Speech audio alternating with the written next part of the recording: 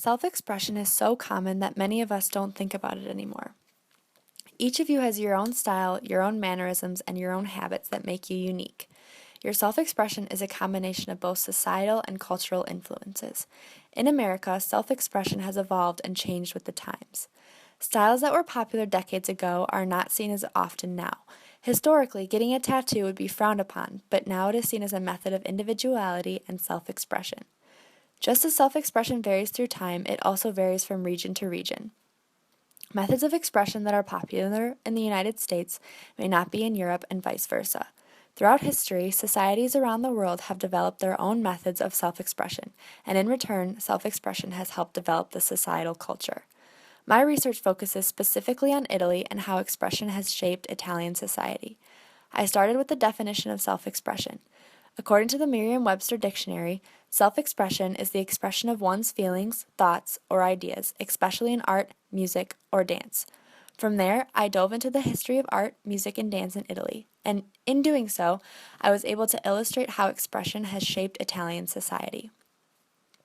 Expression is defined as something that manifests, embodies, or symbolizes something else. This could be a piece of art that embodies the inner conflicts of the artist, or the intricate mind of a street artist manifested in a mural. Art began influencing Italian society in the late 1300s. Known as the Renaissance, the period immediately following the Middle Ages in Europe saw a great revival of interest in the classical learning and values of ancient Greece and Rome. The style of painting, sculpture, and decorative arts identified with the Renaissance emerged in Italy in the late 14th century.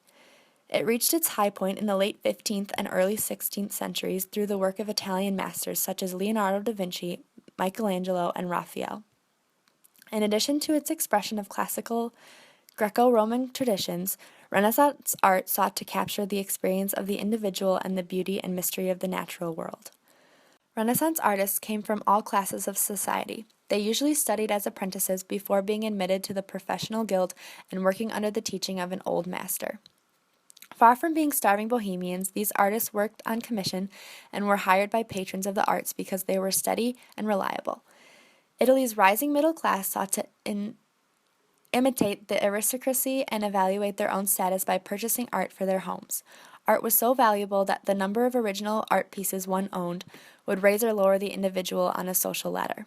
These works of art typically portrayed biblical depictions as well as mythical stories. In addition to scared images, many of these works portrayed domestic themes such as marriage, birth, and everyday life of the family. These commonalities to everyday life influenced society by exemplifying the norms of the time. For example, if an aristocratic family's life was demonstrated in a painting, the middle-class families would try to mimic that lifestyle. This copycat mentality is what helps create a societal norm. On an entirely different side of the artistic spectrum, graffiti and street painting have continued to remain popular over the years. It is believed that street painters, known as Madarani, date back to the 13th century Italy. There is much uncertainty about the origin of the Madarano. Even the name Madarano has had various meanings. In northern Italy, Madarano refers to a vendor who sold religious and artistic artifacts, while in the south it is believed that the Madarano was a street painter who used stones and simple chalk to create images. After World War II, Italy discouraged the Madarani and tried to eliminate the art form because it was considered an image of poverty. Many street painters used graffiti as a means of political expression. Protest art began surfacing during World War II as a way of expressing distaste for what was happening. Even with the attempts from the Italian government, street painting grew increasingly popular. In 1973, the first street painting event, Incontrano Nazionale di Madarani, premiered in the Italian vision of Grazie di Curcatone to provide a legitimate and legal venue for the handful of traditional Madarani still painting the streets and sidewalks of Italy.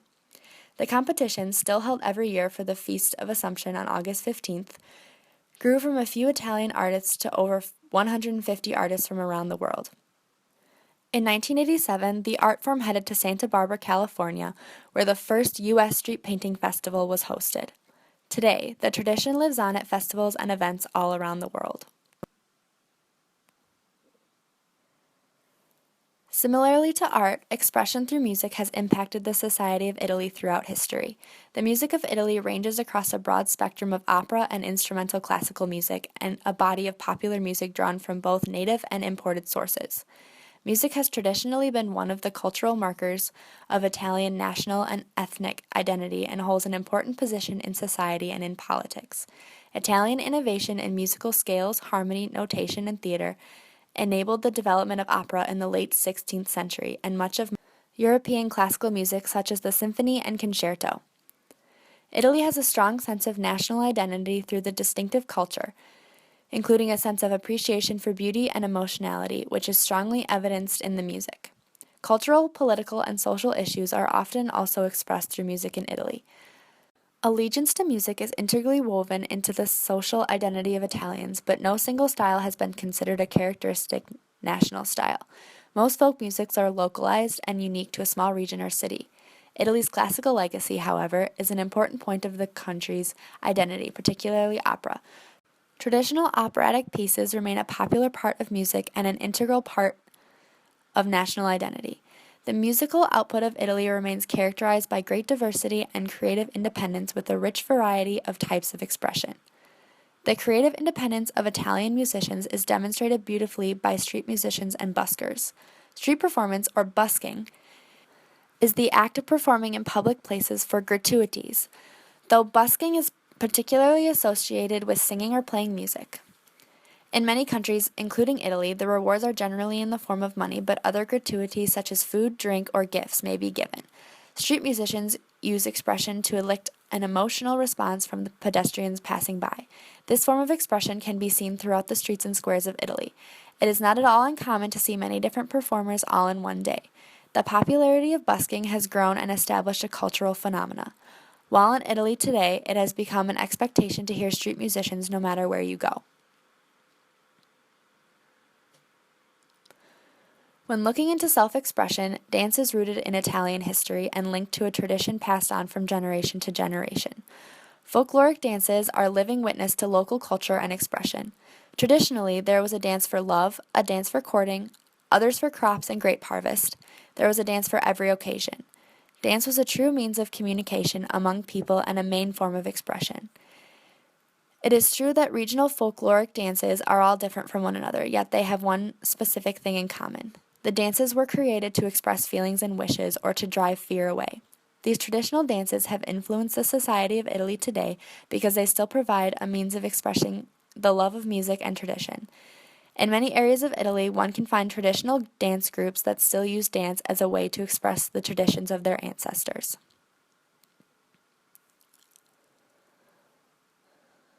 In conjunction with art, music, and dance, Italians are known all over the world for their expressive language and gestures. Far more than quaint folklore, gestures have a rich history. One theory holds that Italians developed them as an alternative form of communication during the centuries when they lived under foreign occupation by Austria, France, and Spain in the 14th through 19th century. Another theory, advanced by Adam Kindone, is that in overpopulated cities like Naples, gesturing became a way of competing, of marking one's territory in a crowded arena. To get attention, people gestured and used their whole bodies. Ms. Pogier said, explaining the theory. Isabella Pogier, a professor of psychology at Romana Tre University and an expert on gestures, has identified around 250 gestures that Italians use in everyday conversation. There are gestures expressing a threat or a wish or a desperation or a shame or a pride, she said. The only thing differentiating them from sign language is that they are used individually and lack a full syntax, Ms. Pogier added. Italians use body language and hand gestures to punctuate an expression and give it a shading that the word or phrase itself lacks.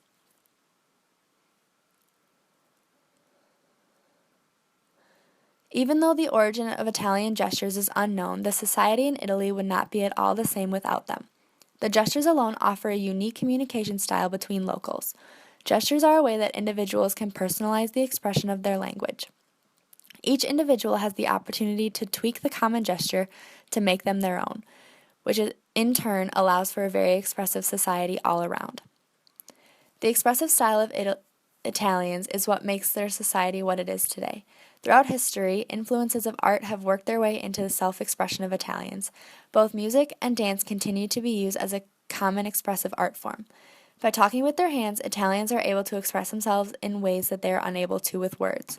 Whether you study the expressive capabilities of art, music, dance, or gestures, You are to link all four forms of expression to the way society is shaped in modern Italy.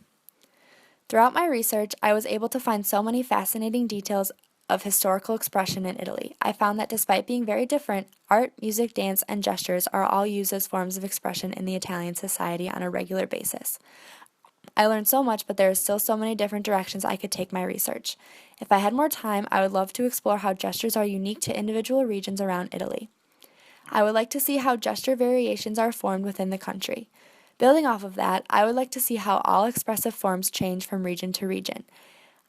I would even like to go further than that and see how expression changed throughout history from city to city. Humans are naturally expressive creatures. We have always been drawn to ways in which we can express our feelings, thoughts, or ideas.